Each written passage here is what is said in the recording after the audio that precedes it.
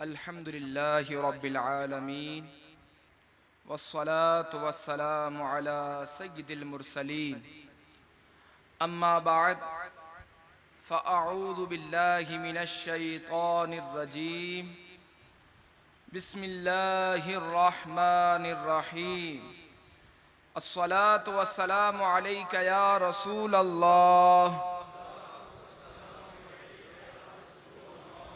وعلى آلك وأصحابك يا حبيب الله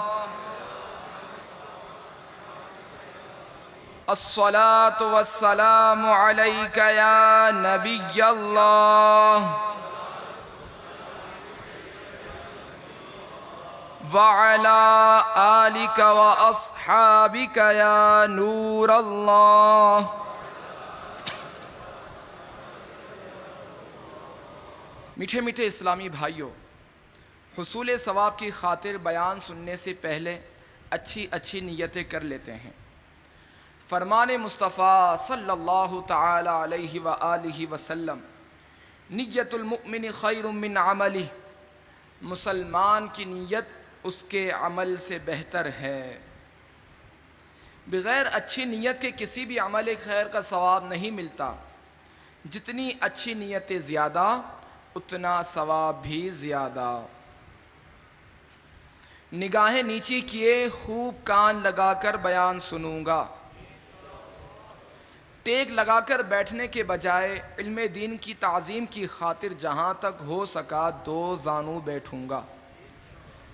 صلو علی الحبیب اذکر اللہ توبو الی اللہ وغیرہ کی صدائیں لگانے والوں کی دل جوئی کے لیے بلند آواز سے جواب دوں گا۔ بیان کے بعد خود آگے بڑھ کر سلام و مصافحہ اور انفرادی کوشش کروں گا۔ میں بھی نیت کرتا ہوں اللہ جل مجدہ کی رضا پانے اور ثواب کمانے کے لیے بیان کروں گا، دیکھ کر بیان کروں گا، نیکی کا حکم دوں گا اور برائی سے منع کروں گا۔ اشعار پڑھتے نیز عربی، انگریزی اور مشکل الفاظ بولتے وقت دل کے اخلاص پر توجہ رکھوں گا، یعنی اپنی علمیت کی دھاگ بٹھانی مقصود ہوئی تو بولنے سے بچوں گا۔ مدنی قافلے، مدنی انعامات نیز علاقائی دورہ برائے نیکی کی دعوت وغیرہ کی رغبت دلاؤں گا، کہا لگانے اور لگوانے سے بچوں گا۔ اللہ کے محبوب دانائے غیوب منزہ عن العیوب صلی اللہ تعالی علیہ وآلہ وسلم کا فرمان عالی شان ہے، جس نے مجھ پر دن بھر میں 1000 مرتبہ درود پاک پڑھا وہ اس وقت تک نہیں مرے گا جب تک جنت میں اپنی جگہ نہ دیکھ لے۔ صلو علی الحبیب۔ میٹھے میٹھے اسلامی بھائیوں، درود پاک کے تو کیا ہی کہنے ہیں۔ حضرت سیدنا شیخ عبدالحق محدث دہلوی علی رحمۃ اللہ القوی جذب القلوب میں ارشاد فرماتے ہیں، جب بندہ مومن ایک مرتبہ درود پاک پڑھتا ہے تو اللہ تبارک و تعالی اس پر 10 بار رحمت بھیجتا ہے، 10 گناہ مٹاتا ہے، 10 درجات بلند کرتا ہے، 10 نیکیاں عطا فرماتا ہے، 10 غلام آزاد کرنے کا ثواب اور 20 غزوات میں شمولیت کا ثواب عطا فرماتا ہے۔ درود پاک سبب قبولیت دعا ہے، اس کے پڑھنے سے شفاعت مصطفیٰ صلی اللہ تعالی علیہ وآلہ وسلم واجب ہو جاتی ہے۔ مصطفیٰ کریم صلی اللہ تعالی علیہ وآلہ وسلم کا باب جنت پر قرب نصیب ہوگا۔ درود پاک تمام پریشانیوں کو دور کرنے کے لیے اور تمام حاجات کی تکمیل کے لیے کافی ہے۔ درود پاک گناہوں کا کفارہ ہے، صدقے کا قائم مقام بلکہ صدقے سے بھی افضل ہے۔ شیخ صاحب مزید فرماتے ہیں کہ درود پاک سے مصیبتیں ٹلتی ہیں، بیماریوں سے شفا حاصل ہوتی ہے، خوف دور ہوتا ہے، ظلم سے نجات حاصل ہوتی ہے، دشمنوں پر فتح حاصل ہوتی ہے، اللہ عز و جل کی رضا حاصل ہوتی ہے، اور دل میں اس کی محبت پیدا ہوتی ہے، فرشتے اس کا ذکر کرتے ہیں، اعمال کی تکمیل ہوتی ہے، دل و جان اسباب و مال کی پاکیزگی حاصل ہوتی ہے، پڑھنے والا خوشحال ہو جاتا ہے، برکتیں حاصل ہوتی ہے، اولاد در اولاد 4 نسلوں تک برکت رہتی ہے۔ صلو علی الحبیب صلی اللہ تعالی علی محمد۔ حضرت سیدنا جنید بغدادی علیہ رحمت اللہ الہادی بیان فرماتے ہیں کہ میرا ایک بار کوفہ جانا ہوا، وہاں ایک سرمایہ دار کے عالی شان محل پر نظر پڑی جس سے عیش و تنعم خوب جھلک رہا تھا، دروازے پر غلاموں کا جھرمٹ تھا اور ایک خوش گلو کنیز یہ نغمہ الاپ رہی تھی، الا یا دار لا يدخل کی حزن ولا یعبس بساکن الزمان، یعنی اے مکان تجھ میں کبھی غم نہ داخل ہو اور تیرے اندر رہنے والوں کو زمانہ کبھی پامال نہ کرے۔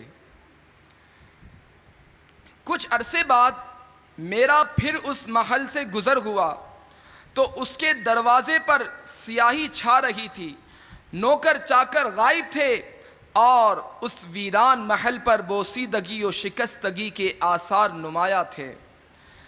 زبان حال مرور زمانہ کے ہاتھوں کی ناپائیداری ظاہر کر رہی تھی، فنا کے قلم نے اس کی دیواروں پر آرائش و زیبائش کی جگہ بربادی و عبرت کو عبارت کر دیا تھا، اور اب وہاں خوشی و مسرت کے بجائے فنا کی لے میں رنج و وحشت کا نغمہ گونج رہا تھا۔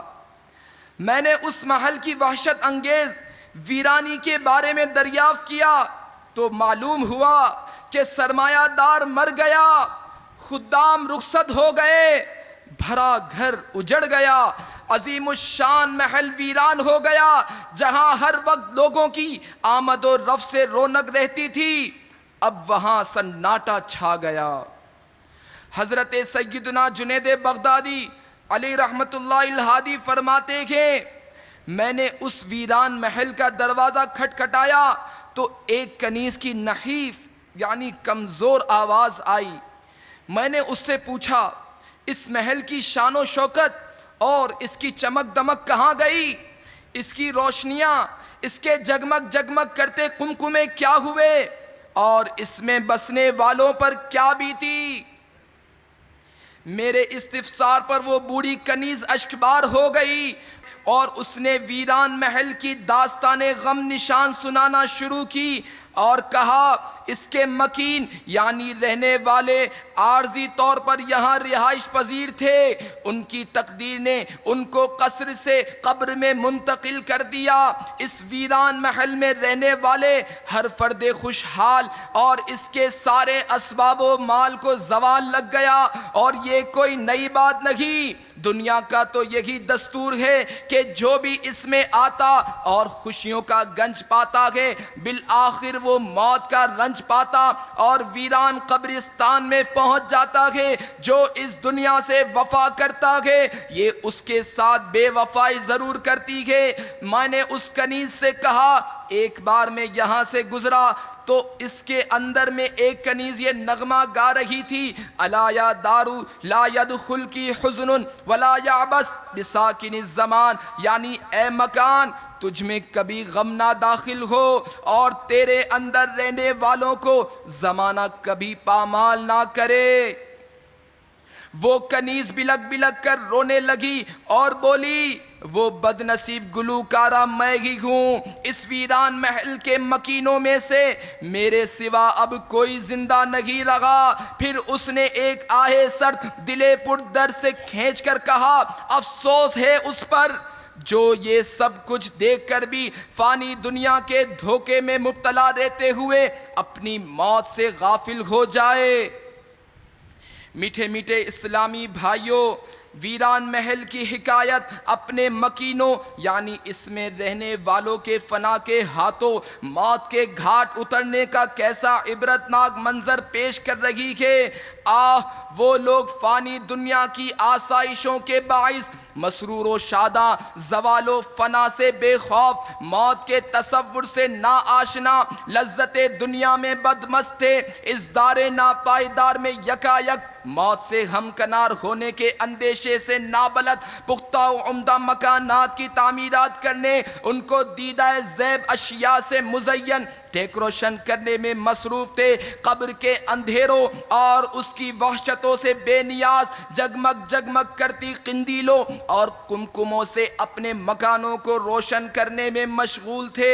اہل و عیال کی عارضی انسیت، دوستوں کی وقتی مصاحبت اور خدام کی خوشامدانہ خدمت کے بھرم میں قبر کی تنہائی کو بھولے ہوئے تھے۔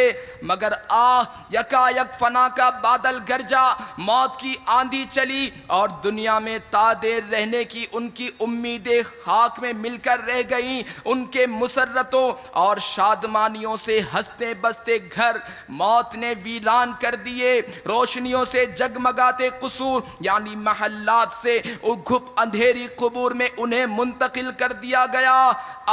وہ لوگ کل تک اہل و عیال کی رونقوں میں شاداں و مسرور تھے اور آج قبور کی وحشتوں اور تنہائیوں میں مغموم و رنجور ہیں۔ اس حکایت کے آخر میں کنیز کی نصیحت میں بھی عبرت کے بے شمار مدنی پھول ہیں، مگر افسوس ہے اس پر جو دنیا کی نئے رنگیاں یعنی فریب کاریاں دیکھنے کے باوجود بھی اس کے دھوکے میں مبتلا رہے اور موت سے یکسر غافل ہو جائے۔ یقیناً جو موت اور اس کے بعد والے معاملات سے آگاہ ہے وہ دنیا کی رنگینیوں اور اس کی آسائشوں کے دھوکے میں نہیں پڑ سکتا۔ منقول ہے کہ حضرت سیدنا نوح علی نبینا وعلیہ السلام نے ایک سادہ سے بانس کے جھوپڑے میں رہائش اختیار فرمائی۔ عرض کی گئی بہتر تھا کہ آپ کوئی عمدہ مکان تعمیر فرما لیتے۔ فرمایا جو مر جائے گا یعنی جس کو موت کا یقین ہے اس کے لیے یہ بھی بہت ہے۔ افسوس کہ ہم موت کی جانب عدم توجہ کے سبب دنیا میں عمدہ مکانات کی تعمیرات میں منہمک یعنی بے انتہا مصروف ہیں۔ ہم اپنے مکانات کو English toilet bath, American kitchen, marble flooring, wardrobe, full grill work, full wood work, extra work سے خوب سجاتے ہیں۔ ایک عربی شاعر نے کس قدر درد بھرے انداز میں ہمیں سمجھانے کی کوشش کی ہے، لہذا اس کا ترجمہ ملاحظہ ہو۔ دنیا کی حقیقت اور آخرت کی معرفت یعنی پہچان سے جہالت کی بنا پر تو اپنے مکان کو زینت دینے اور صرف اسی کو آباد کرنے میں لگا ہوا ہے، اور تیرے مرنے کے بعد شاید تیرا غیر اس مکان کا مالک ہو۔ جس کو ایام کی گاڑی قبر کی طرف کھینچتی چلی جا رہی ہے وہ گویا موت سے مل چکا یعنی بہت جلد مر جائے گا، اور آدمی دنیاوی مقاصد کے حصول میں امید و رجا کے پھندے میں گرفتار ہے، حالانکہ انہی جھوٹی امیدوں میں اس کی ہلاکت پوشیدہ ہے۔ اس جوان کا اجر اللہ تبارک و تعالیٰ کے ذمہ کرم پر ہے جس نے اپنے قبر و آخرت کے معاملے کی تدبیر کی اور صبح و شام موت کی تیاری کرنے میں جلدی کی۔ اللہ تبارک و تعالیٰ کے محبوب دانائے غیوب منزہ عن العیوب صلی اللہ تعالیٰ علیہ وآلہ وسلم کو عمدہ مکانات سے کس قدر بے رغبتی تھی، اس بات کو ابو داؤد شریف کی اس روایت سے سمجھنے کی کوشش کیجئے۔ چنانچہ حضرت سیدنا انس رضی اللہ تعالیٰ عنہ سے روایت ہے کہ ایک دن رسول اللہ صلی اللہ تعالیٰ علیہ وآلہ وسلم کہیں تشریف لے گئے، ہم بھی ساتھ ہی تھے کہ تاجدار رسالت صلی اللہ تعالی علیہ وآلہ وسلم نے ایک بلند عمارت ملاحظہ کی تو فرمایا یہ کیا ہے؟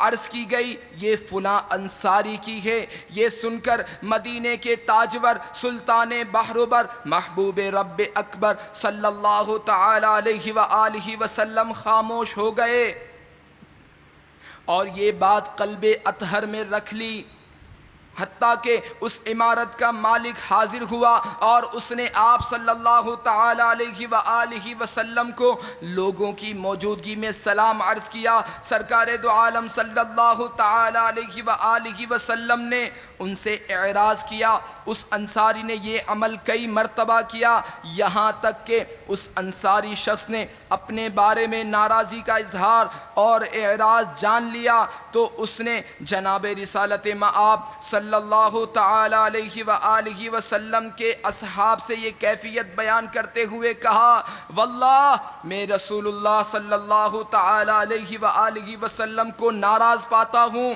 صحابہ کرام علیہم الرضوان نے فرمایا کہ سرکار مدینہ صلی اللہ تعالی علیہ وآلہ وسلم تشریف لے گئے تھے تو تمہاری عمارت دیکھی، یعنی ہمارا اندازہ یہی ہے کہ تم سے ناراضی کا سبب تمہاری تعمیر کردہ بلند عمارت ہے۔ یہ سن کر وہ انصاری اپنی عمارت کی طرف لوٹے اور اسے ڈھا کر زمین بوس کر دیا۔ میٹھے میٹھے اسلامی بھائیوں، یہ ہے حضرات صحابہ کرام علیہم الرضوان کا عشق رسول صلی اللہ تعالی علیہ وآلہ وسلم۔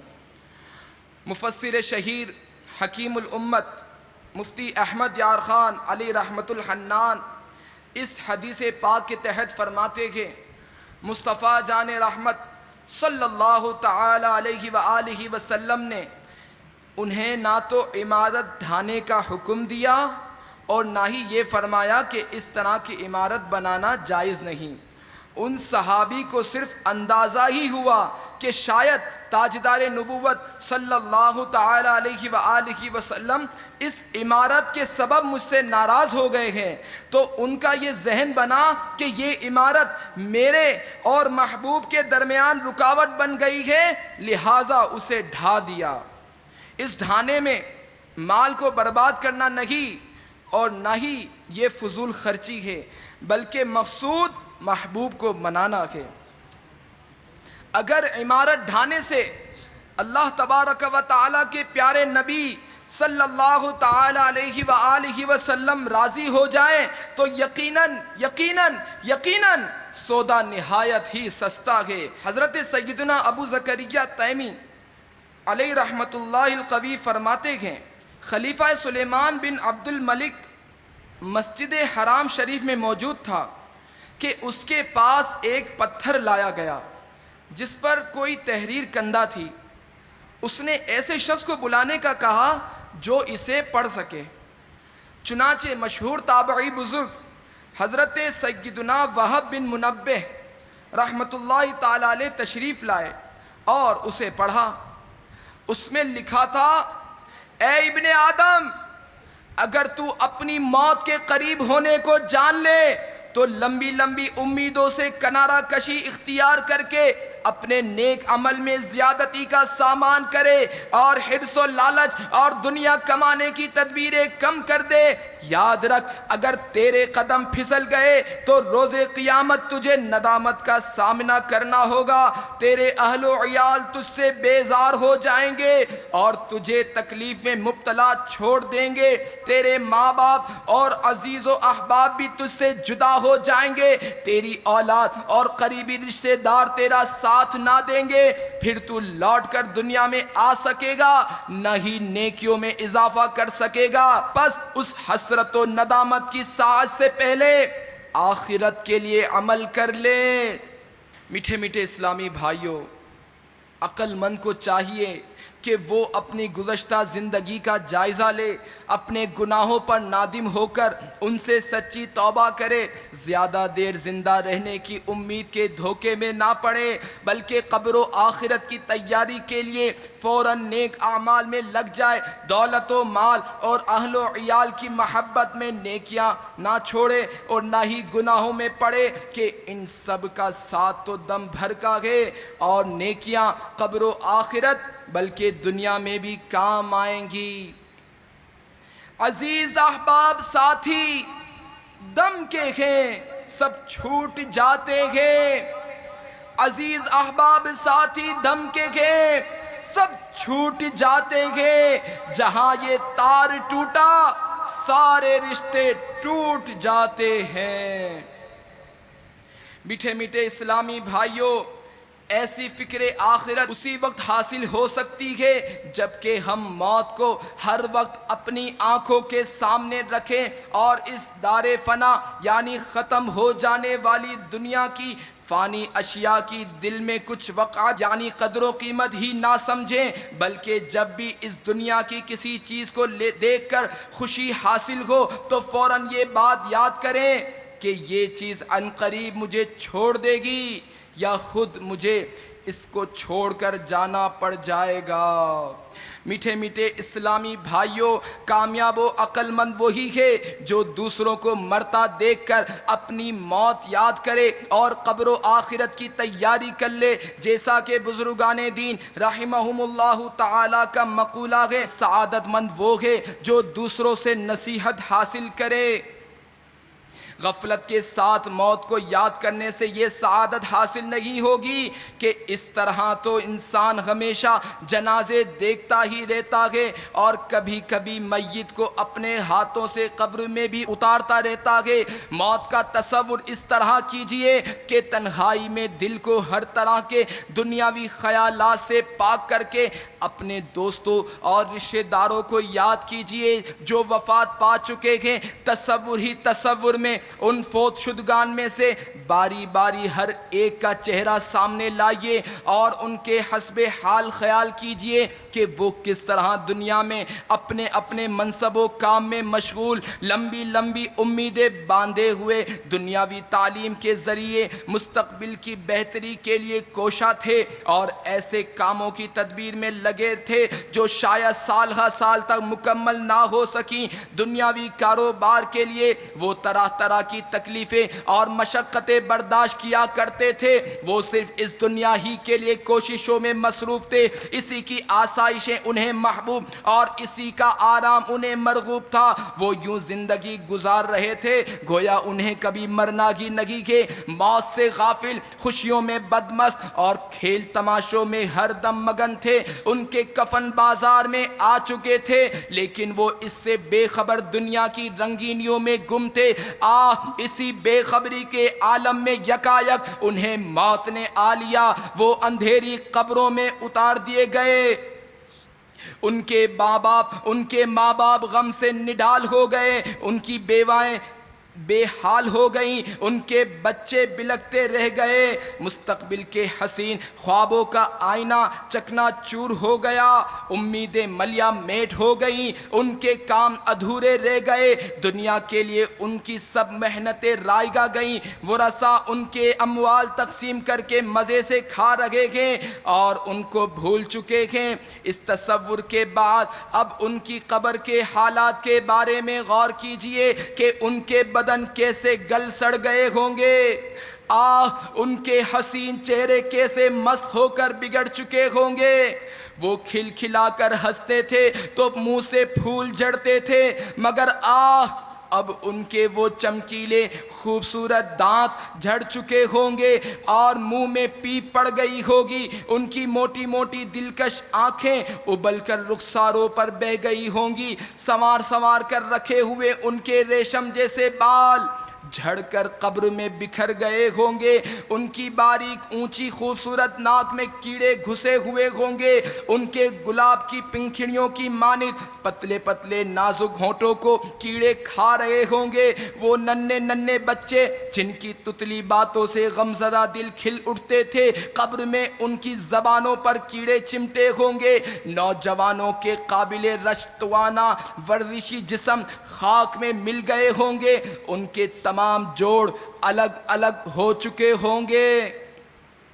یہ تصور کرنے کے بعد یہ سوچئے کہ یہی حال عنقریب میرا بھی ہونے والا ہے، مجھ پر بھی نزاع کی کیفیت طاری ہوگی۔ ہائے نزاع کی سختیاں، موت کا ایک جھٹکا تلوار کے 1000 وار سے سخت ہوگا، آنکھیں چھت پر لگی ہوں گی، عزیز و اقارب جمع ہوں گے، ماں میرا لال کہہ رہی ہوگی، باپ مجھے بیٹا بیٹا کہہ کر پکار رہا ہوگا، بہنیں بھیا بھیا کی صدائیں لگا رہی ہوں گی، چاہنے والے آگے اور سسکیاں بھر رہے ہوں گے، پھر اسی چیخو پکار کے پرہول ماحول میں روح قبض کر لی جائے گی، کوئی آگے بڑھ کر میری آنکھیں بند کر دے گا، مجھ پر کپڑا اڑا دیا جائے گا، عزیزوں کے رونے دھونے سے کورام مچ جائے گا، پھر غسال کو بلایا جائے گا، مجھے تختہ غسل پر لٹا کر غسل دیا جائے گا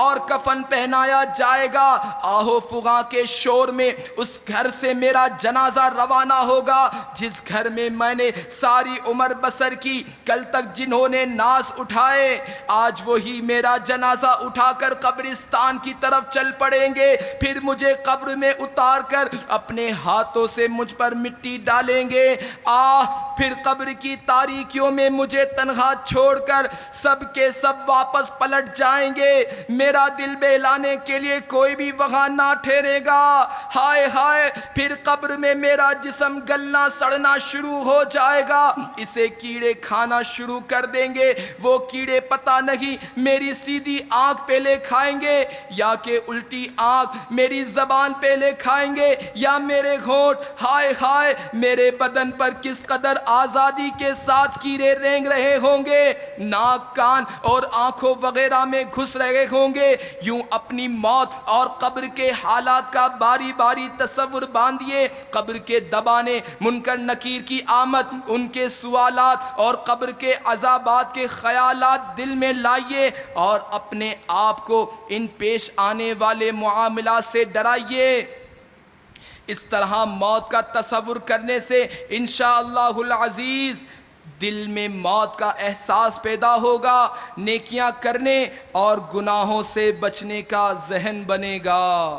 میٹھے میٹھے اسلامی بھائیوں، ہمارے اسلاف رحمہم اللہ تعالی ہر وقت موت اور قبر و آخرت کو پیش نظر رکھتے، یہی وجہ ہے کہ وہ گناہوں سے مجتنب، دور اور نیکیوں پر مستعد تیار رہتے اور اس دار فنا کی عارضی لذتوں میں منہمک ہو کر مطمئن ہو جانے کے بجائے خوف خدا عز و جل سے گریہ و کنا رہتے۔ چنانچہ حضرت سیدنا یزید رقاشی علیہ رحمت اللہ شافی فرماتے ہیں کہ ہم حضرت عامر بن عبداللہ علیہ رحمت اللہ کے پاس حاضر ہوئے، روتے روتے ان کی ہچکیاں بندھی ہوئی تھیں، ہم نے سبب گریہ دریافت کیا تو فرمانے لگے مجھے اس طویل ترین رات کا خوف رلا رہا ہے جس کی صبح یوم قیامت ہے، یعنی قبر کی رات جو ہی ختم ہوگی قیامت کا دن شروع ہو جائے گا،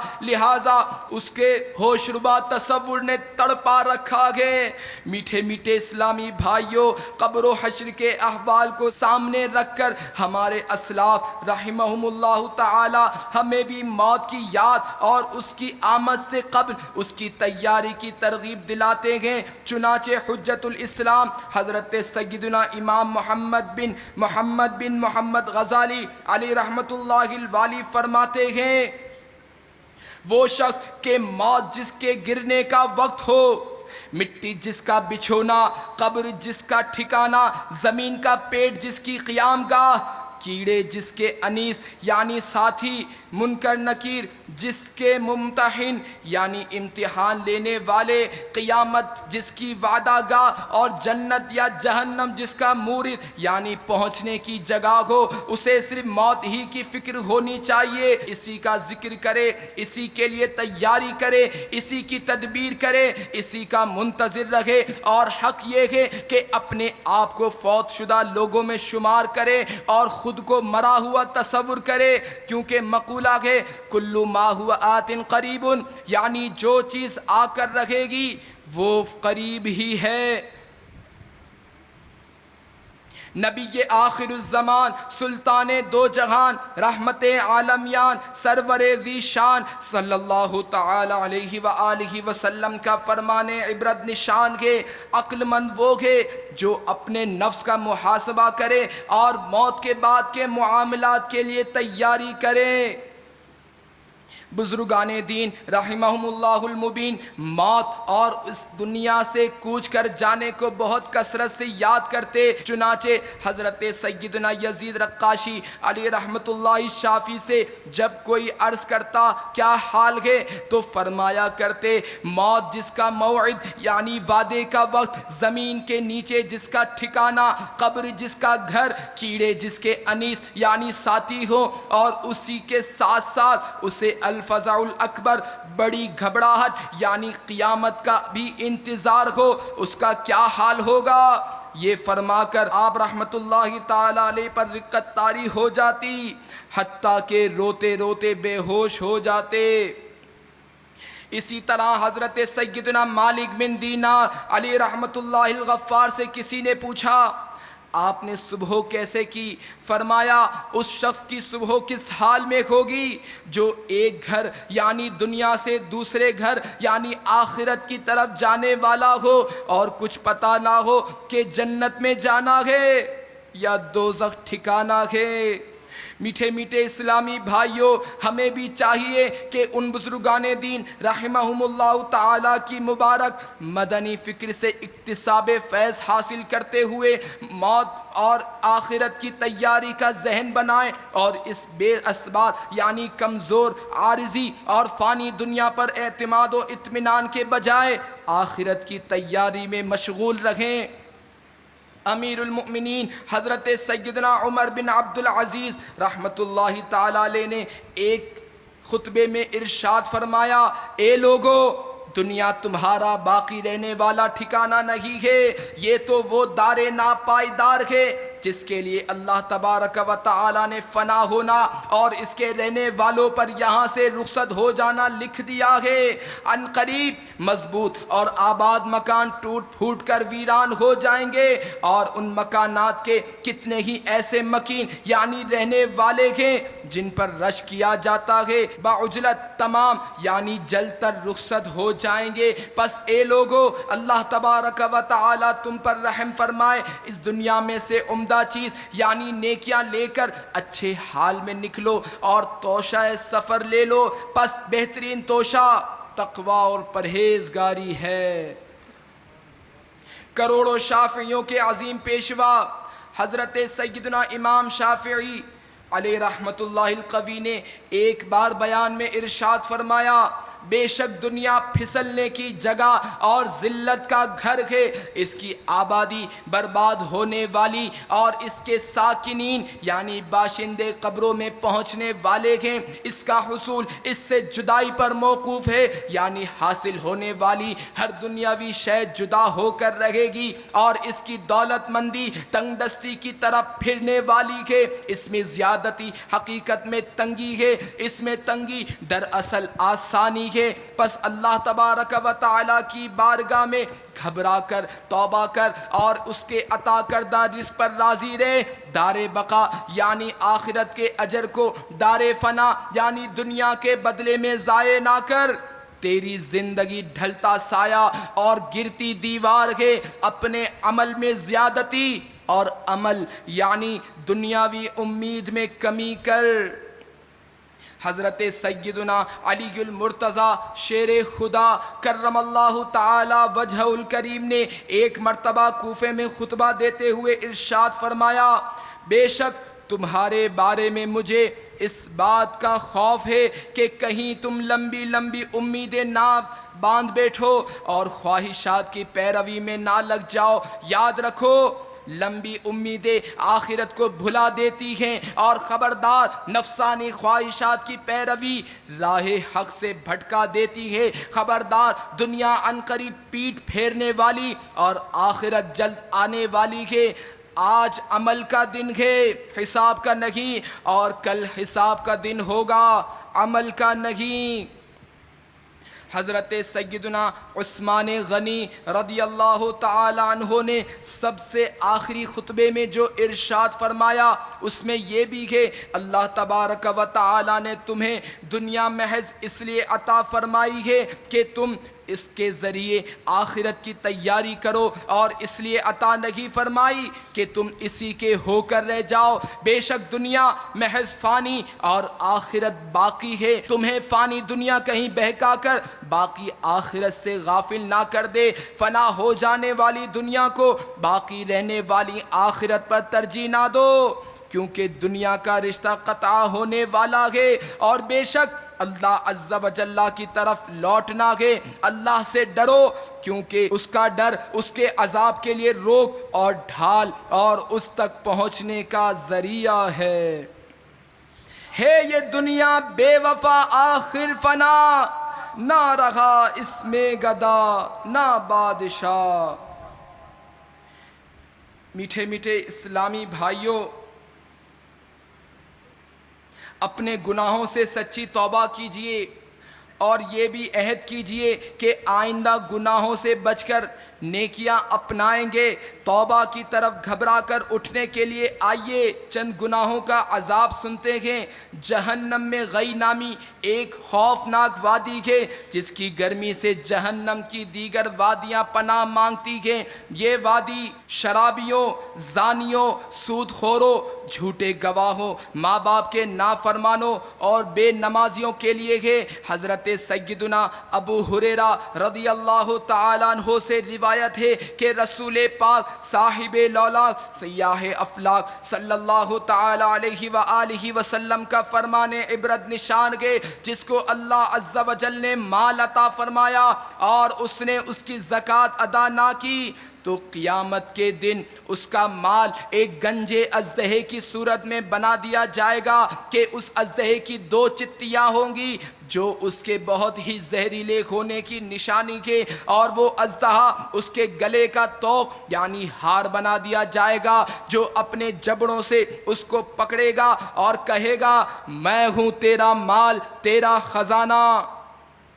شرابے پینے والے کان کھول کر سنیں اور تھر تھر کانپے۔ رسول اللہ صلی اللہ تعالی علیہ وآلہ وسلم کا فرمان عبرت نشان ہے، جو شراب پی لے گا 40 دن تک اس کی نماز قبول نہیں ہوگی۔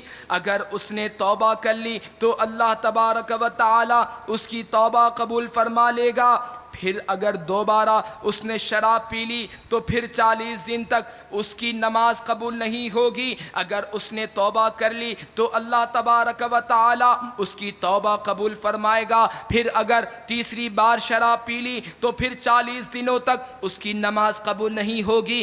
اگر اس نے توبہ کر لی تو اللہ تبارک و تعالی اس کی توبہ قبول فرمائے گا۔ پھر اگر چوتھی مرتبہ اس نے شراب پی لی تو پھر 40 دنوں تک اس کی نماز قبول نہیں ہوگی۔ اب اگر اس نے توبہ کر لی تو اس کی توبہ قبول نہیں ہوگی اور اسے نہر خبال یعنی دوزخیوں کی پیپ کی نہر سے پلائے گا۔ امیر المؤمنین حضرت سیدنا علی المرتضیٰ شیر خدا کرم اللہ تعالی وجہہ الکریم شراب سے نفرت کا اظہار کرتے ہوئے فرماتے کہ اگر کسی کنویں میں شراب کا ایک قطرہ گر جائے اور اس پر مینارہ تعمیر کیا جائے تو میں اس مینارے پر اذان نہ دوں۔ اگر کسی دریا میں شراب کا ایک قطرہ گر جائے پھر وہ دریا خشک ہو جائے اور وہاں گھاس اگ آئے تو اس گھاس پر میں اپنے جانور نہ چراؤں۔ ماں باپ کی نافرمانی کرنے والوں کو گھبرا کر توبہ کر لینی اور والدین سے معافی مانگ کر ان کو راضی کر لینا چاہیے، ورنہ کہیں کے نہ رہیں گے۔ سرکار نامدار مکہ مدینے کے تاجدار محبوب پروردگار صلی اللہ تعالی علیہ وآلہ وسلم کا فرمان عالی نشان ہے، جس نے اس حال میں صبح کی کہ اپنے ماں باپ کا فرما بردار ہے، اس کے لیے صبح ہی کو جنت کے دروازے کھل جاتے ہیں، اور ماں باپ میں سے ایک ہی ہو تو ایک دروازہ کھلتا ہے، اور جس نے اس حال میں شام کی کہ ماں باپ کے بارے میں اللہ تبارک و تعالی کی نافرمانی کرتا گئے، اس کے لیے صبح ہی کو جہنم کے دروازے کھل جاتے گئے، اور ماں باپ میں سے ایک ہو تو ایک دروازہ کھلتا ہے۔ ایک شخص نے عرض کی اگرچہ ماں باپ اس پر ظلم کریں، تو فرمایا اگرچہ ظلم کریں، اگرچہ ظلم کریں، اگرچہ ظلم کریں۔ میٹھے میٹھے اسلامی بھائیوں، اگر والدین خلاف شریعت حکم دیں تو اس بات میں ان کی فرما برداری نہ کی جائے۔ مثلا حرام روزی کمانے کے لیے یا داڑھی منڈانے کا حکم دیں تو یہ باتیں نہ مانی جائیں۔ گناہ کی باتوں میں ماں باپ کی فرما برداری کرنے والا گناہ گار اور جہنم کا حقدار ہوگا۔ جو بات بات پر وعدہ کر لیتے مگر بلا عذر شرعی پورا نہیں کرتے، ان کے لیے مقام غور ہے۔ چنانچہ مکہ مدینے کے سلطان سرکار دو جہان صلی اللہ تعالی علیہ وآلہ وسلم کا فرمان عبرت نشان ہے، جو کسی مسلمان سے عہد شکنی یعنی وعدہ خلافی کرے اس پر اللہ تبارک و تعالی اور فرشتوں اور تمام انسانوں کی لعنت ہے، اور اس کا کوئی فرض قبول ہوگا نہ نفل۔ سرکار مدینہ منورہ صلی اللہ تعالی علیہ وآلہ وسلم کا فرمان حقیقت نشان ہے۔ معراج کی رات مجھے ایک ایسی قوم کے پاس سیر کرائی گئی کہ ان کے پیٹ کوٹھڑیوں کے مثل تھے جن میں سانپ بھرے تھے جو پیٹوں کے باہر سے نظر آ رہے تھے۔ میں نے پوچھا اے جبرائیل یہ کون لوگ ہیں؟ تو انہوں نے کہا یہ سود کھانے والے ہیں۔ اللہ کے محبوب دانائے غیوب منزہ عن العیوب صلی اللہ تعالی علیہ وآلہ وسلم کا ارشاد عبرت بنیاد ہے، سود کا ایک درہم جان بوجھ کر کھانا 36 مرتبہ زنا کرنے سے بھی زیادہ سخت اور بڑا گناہ ہے۔ حضرت سیدنا عبداللہ ابن مسعود رضی اللہ تعالیٰ عنہ سے روایت ہے کہ بندہ جو حرام مال کمائے گا اگر خرچ کرے گا تو اس میں برکت نہ ہوگی، اور اگر صدقہ کرے گا تو وہ مقبول نہیں ہوگا، اور اگر اس کو اپنی پیٹھ کے پیچھے چھوڑ کر مر جائے گا تو وہ اس کے لیے جہنم کا توشہ بن جائے گا۔ میٹھے میٹھے اسلامی بھائیوں، ہوش میں آئیے، غفلت سے بیدار ہو جائیے، جھٹ پٹ گناہوں سے توبہ کر لیجئے، فرنگی تہذیب سے پیچھا چھڑا دیجئے، اور اپنے چہرے کو آقا دو جہاں صلی اللہ تعالی علیہ وآلہ وسلم کی سنت سے سجا لیجئے، یعنی پوری ایک مشت داڑھی رکھ لیجئے۔ سرکار دو عالم صلی اللہ تعالی علیہ وآلہ وسلم کا فرمان ہے مونچھوں کو پست کرو اور داڑھیوں کو معافی دو یعنی بڑھنے دو، اور یہودیوں جیسی صورت مت مناؤ۔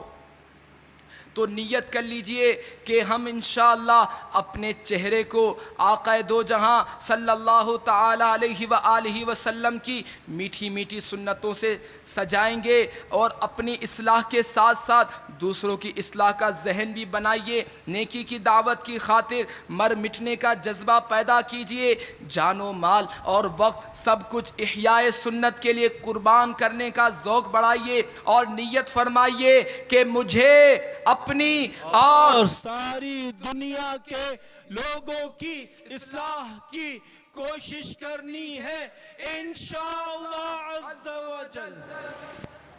اپنی اصلاح کی کوشش کے لیے مدنی انعامات پر عمل، اور ساری دنیا کے لوگوں کی اصلاح کی کوشش کے لیے مدنی قافلوں میں سفر کرنا ہے۔ بیان کو اختتام کی طرف لاتے ہوئے چند سنتیں اور آداب بیان کرنے کی سعادت حاصل کرتا ہوں۔ محمد الرسول اللہ کے 12 حروف کی نسبت سے پانی پینے کے 12 مدنی پھول قبول فرمائیے۔ پیش کردہ ہر مدنی پھول کو سنت رسول مقبول علی صاحبہ الصلاۃ والسلام پر محمول نہ فرمائیے، ان میں سنتوں کے علاوہ بزرگان دین رحمہم اللہ المبین سے منقول مدنی پھول کا بھی شمول ہے۔ 2 فرامین مصطفیٰ صلی اللہ تعالی علیہ وآلہ وسلم۔ اونٹ کی طرح ایک ہی سانس میں مت پیو بلکہ 2 یا 3 مرتبہ سانس لے کر پیو اور پینے سے قبل بسم اللہ پڑھو اور فراغت پر الحمدللہ کہا کرو۔ آقا دو جہاں صلی اللہ تعالی علیہ وآلہ وسلم نے برتن میں سانس لینے یا اس میں پھونکنے سے منع فرمایا ہے۔ گرم دودھ یا چائے کو پھونکوں سے ٹھنڈا نہ کرو بلکہ کچھ ٹھہرو، قدرے ٹھنڈی ہو جائے پھر پیو۔ البتہ درود پاک وغیرہ پڑھ کر بنیت شفا پانی پر دم کرنے میں حرج نہیں۔ نمبر 3، پینے سے پہلے بسم اللہ پڑھ لیجئے۔ نمبر 4، چوس کر چھوٹے چھوٹے گھونٹ سے پیجئے۔ بڑے بڑے گھونٹ پینے سے جگر کی بیماری پیدا ہوتی ہے۔ نمبر 5، پانی 3 سانس میں پیجئے۔ نمبر 6 اور 7، سیدھے ہاتھ سے اور بیٹھ کر پانی نوش کیجئے۔ نمبر 8، لوٹے وغیرہ سے وضو کیا ہو تو اس کا بچا ہوا پانی پینا 70 مرض سے شفا ہے کہ یہ آب زمزم شریف کی مشابہت رکھتا ہے۔ ان 2 یعنی وضو کا بچا ہوا پانی اور زمزم شریف کے علاوہ کوئی سا بھی پانی کھڑے کھڑے پینا مکروہ ہے۔ یہ دونوں پانی قبلہ رو ہو کر کھڑے کھڑے پئیں۔ نمبر 9، پینے سے پہلے دیکھ لیجئے کہ پینے کی شے میں کوئی نقصان دہ چیز وغیرہ تو نہیں۔ نمبر 10، پی چکنے کے بعد الحمدللہ کہیے۔ نمبر 11، حجت الاسلام حضرت سیدنا امام محمد بن محمد غزالی علی رحمۃ اللہ الوالی فرماتے ہیں بسم اللہ پڑھ کر پینا شروع کرے، پہلی سانس کے آخر میں الحمدللہ، دوسرے کے بعد الحمدللہ رب العالمین اور تیسرے سانس کے بعد الحمدللہ رب العالمین الرحمن الرحیم پڑھے۔ نمبر 12، گلاس میں بچے ہوئے مسلمان کے صاف ستھرے جھوٹے پانی کو قابل استعمال ہونے کے باوجود خواہ مخواہ پھینکنا نہ چاہیے۔ اللہ تبارک و تعالی سے دعا ہے کہ جو کچھ یہاں بیان سنا اسے یاد رکھنے، اس پر عمل کرنے اور اسے دوسروں تک پہنچانے کی سعادت نصیب فرمائے۔ آمین بجاہ النبی الامین صلی اللہ تعالی علیہ وآلہ وسلم۔ نہ چھوٹے ہاتھ سے دامن کبھی عطار کا یا رب، بنا دے باوفا دو واسطہ سرکار کا یا رب۔ نہ چھوٹے ہاتھ سے دامن کبھی عطار کا یا رب، بنا دے باوفا دو واسطہ سرکار کا یا رب۔ آج کا پروگرام ماشاءاللہ بہت خوبصورت تھا، لگتا ہے کہ ہم مدینہ پاک میں چلے گئے اور بہت آنکھوں میں آنسو آئے۔ پتہ لگ رہا تھا کہ مدینہ پاک کی گلیوں میں چلا گیا۔ آج حضرت الیاس عطار قادری کے صاحبزادے سے ملا ہوں تو دل باغ باغ ہو گیا ہے۔ اور یہاں کا اجتماع بہت اچھا رہا ہے، ملاقات سے بہت زیادہ فیض ملا ہے، بہت خوشی ہو رہی ہے ان سے ملاقات کرنے کے بعد۔ الحمدللہ دعوت اسلامی کے اجتماع میں آنے کی سعادت حاصل ہوئی اور شہزادہ عطار سے ملاقات کی بھی سعادت حاصل ہوئی اور الحمدللہ بہت بہت بہت زیادہ روحانیت نصیب ہوئی اور آخرت کی تیاری کا ذہن بنا۔ I would like to appreciate that Dawat Islami, which is a non-political international movement for preaching Islam, has spreaded the message of Islam. مدنی قافلے میں سفر کی نیت کی الحمدللہ۔ میں نیت کرتا ہوں انشاءاللہ دعوت اسلامی کے میسج کو اپنے اسٹوڈنٹس تک ضرور پہنچاؤں گا انشاءاللہ۔ میں یہ سمجھتا ہوں کہ آج کی جو یہ محفل اور اجتماع ہے کشمیر کے تمام شہروں سے कस्बों से बड़ी तादाद में आशिकान रसूल ने शिरकत की है, और इस तरह के इज्तिमात और महफिल ज़रूर होनी चाहिए ताकि एक रूहानी सुकून मिले। और आज हमारे मीरपुर शहर में हमारी खुशकिस्मती है कि शहज़ादा अत्तार यहाँ पे तशरीफ़ लाएं और इनसे मिलकर और इन्हें देखकर इनका बयान सुनकर रूहानी सुकून मिला है।